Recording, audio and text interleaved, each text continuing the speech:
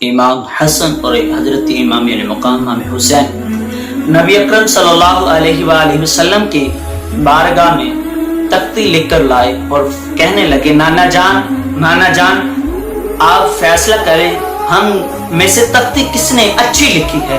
تو نبی اکرم صلی اللہ علیہ وسلم نے فرمایا کہ آپ دونوں ایسا کریں کہ آپ نے والد ابو طالب حضرت سیدنا علی شیر خدا کرم اللہ وجہ کریم کے پاس چلے جائیں۔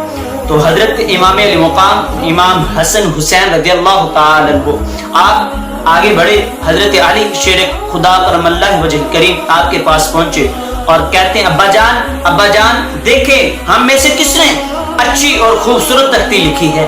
آپ فرمانے لگے کہ آپ سیدہ طیبہ طاہرہ زاہدہ عابدہ سلام اللہ علیہا آپ کی بارگاہ میں چلے جائیں۔ تو دونوں صاحبزادے حضرت فاطمہ زہرا رضی اللہ تعالی عنہا آپ کی بارگاہ میں آتے ہیں اور عرض کرتے ہیں اما جان دیکھیں ہماری تختی کس کی اچھی ہے، میری یا پھر بھائی حسن کی؟ تو حضرت سیدنا امام حسن حسین اپنی اما جان سے کہتے ہیں ہماری تختی دیکھیں کس نے اچھی لکھی ہے۔ اللہ اکبر کبیرہ۔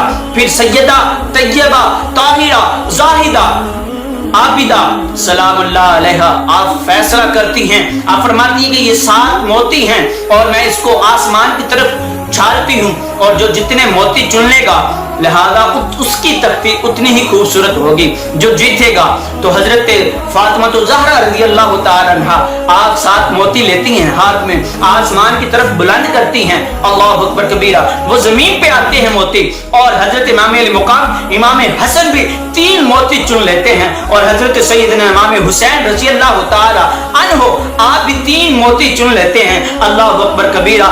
اللہ کی تقدیر دیکھیں، اللہ کی قدرت دیکھیں، ایک موتی بچتا ہے، اللہ کی قدرت، اللہ کی تقدیر، اللہ اکبر اللہ اکبر۔ آج اللہ بھی نہیں چاہتا کہ حضرت حسن رنجیدہ ہوں، حضرت امام علی مقام امام حسین رنجیدہ ہوں۔ اللہ کی تکبیر دیکھیں، اللہ کی تکبیر دیکھیں، وہ آخری موتی وہ 2 حصوں میں تقسیم ہو جاتا ہے، 2 حصوں میں جب تقسیم ہوتا ہے اللہ اکبر کبیرہ، آدھا حصہ حضرت سیدنا امام حسن پکڑ لیتے ہیں اور ایک حصہ سیدنا امام حسین رضی اللہ تعالی عنہ آپ پکڑ لیتے ہیں۔ اللہ اکبر کبیرہ۔